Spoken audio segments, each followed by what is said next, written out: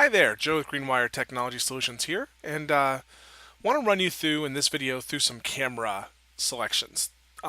Some to explain kind of some of the differences and give you some real world examples of what that will actually mean for you. There's more. We use more cameras than you see on this quote. I just gave you four of the most basic ones, four are most commonly used, but for every option you see here, there's something in between, and we will use those where necessary. So if we go and look at the quote here, we're going to see we have some 4.1 megapixel dome cameras and some turret cameras. They both have their features that we like. They're pretty much the same as far as image quality goes.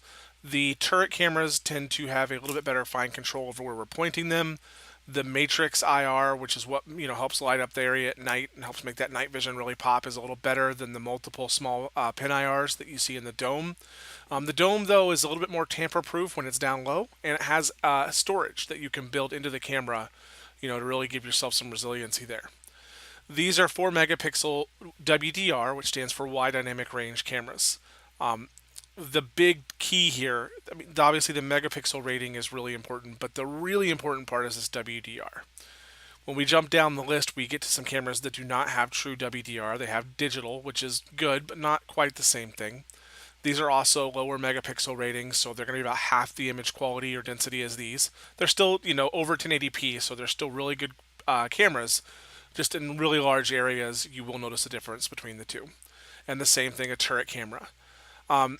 Just for understanding's sake, understand that we can do higher megapixel ratings than we have here. We can do 3 megapixels instead of 2s, and we can do true WDR in any of those versions of cameras, higher or lower, what have you. As well as we can also change the lens rating here, the 2.8 millimeter lens type, excuse me. So for some real world applications, let's start with WDR because that's one of my favorites and most important and by far the most overlooked of all the different camera features out there. This is one of my clients that allows me to use their system for demos from time to time. And in this case, they've got some really good examples here of why WDR is important. With their original camera system, when we originally installed this years ago, WDR wasn't really a viable option price-wise. You were talking about $1,000 camera to get true WDR. That's really changed a lot. So we've gone in and changed some of their cameras out. Before there was WDR, in this image here, down in the bottom right, you can see that there's the limo outside. You can read the words on it. You could see somebody standing out there. Prior to exchanging this camera, all you saw was a white blanket right here on the outside. It's just everything was obscured. Same here. If you look over to the side, we can see out the side here. Everything looks great and golden. If you look at this camera has not been changed to wide dynamic range or WDR. And what you're seeing here is you're seeing the white glare from outside, but that's all you see. And now you see the portal to heaven here. Just pure white shining nothing. You can see a car kind of went through there. And the reason you could see that car just then is because when this door opened, it flared the lens out and made that aperture kind of tighten up, and it made it so we could see outside again. Now that door's closed, it's going to go back to where we can't see anything outside. Wide dynamic range or WDR, if we put that camera in here, you'd be able to see people out here, the cars in the parking lot, etc. Make 100% improvement to what you'd be able to see. Granted, it's not perfect, but it's as close as you can get with the current technology on the market. And again, you can see out here the difference is we can just see, we can make out what kind of pattern there is on the wheel of this car over here. Out here, we can't see anything at the moment outside because of that non-WDR camera.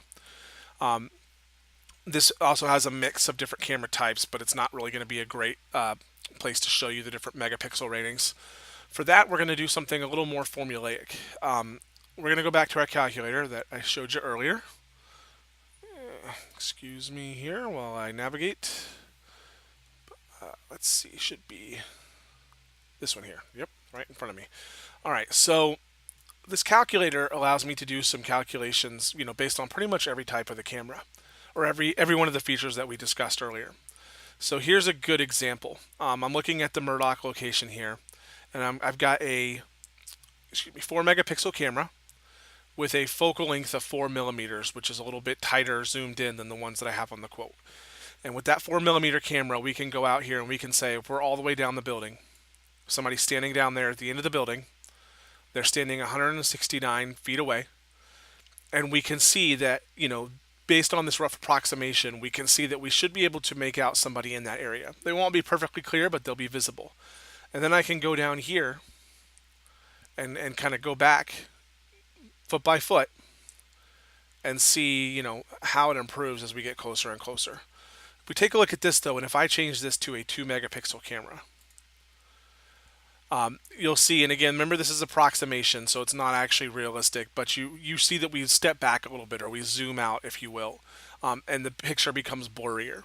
That's what that's that 2 megapixel difference, that twice the image quality that you get from that 4 megapixel camera really kind of shows through on these big wide area coverages.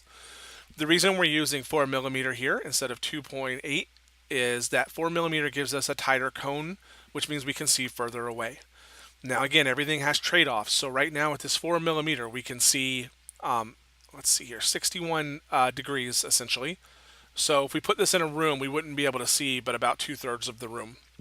Whereas if we put that 2.8 millimeter in a room, we'd be able to see from wall to wall, 90 degrees. But the other area where that affects us is when we have the camera mounted on the side of the building, the more zoomed in it is, the less of the area down below we're going to be able to see. So this little gray spot here kind of shows you exactly where, with this camera pointed, to be able to see the guy at the end of the building, how much of this area down here. So basically we draw a line and none of this is visible. This car isn't visible. This isn't visible. This is like a dead zone underneath it. If we change that to 2.8 millimeter, we get a much wider coverage. That zone actually shrinks, although not terribly appreciably in this case. But you can see the quality at the end here is not as good either. Conversely, if we flip that around and do a 12 millimeter, which is an option that we have, we can see that we can basically, read a license plate from one end of the building to the other, but our dead zone goes all the way out to here and we can't see any of this stuff down here. So it's really not suitable for what we're trying to do. 2.8 or 4 is typically what we use. We do carry some 6s. Those are used somewhat sparingly, again, just because you get into areas where you're just too much of a trade-off between the coverage that you get below the camera and the coverage you get further away. In this case, actually, if you wanted really good coverage on this building, the obvious choice would be to put the cameras, two cameras on this side of the building.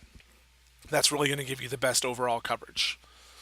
So we've got the focal length, the 2.8 millimeter spec that you see on the cameras. We've got that WDR, which again is hugely important, and we've hit the resolution. Those are the three big gets when you're looking at these cameras. Those are the three things you really want to know about, and really, those are going to differentiate them as far as which one's better for each specific circumstance. Again, for your situation, as far as the domes and the turrets go, what we'll typically do is use the domes inside the client areas, and we use the turrets in the warehouse and exterior areas. So those are the best placement choices for those particular types of cameras. Hopefully that answered all your questions, but as usual, if you have any, please send them my way and I'll be more than happy to answer them for you.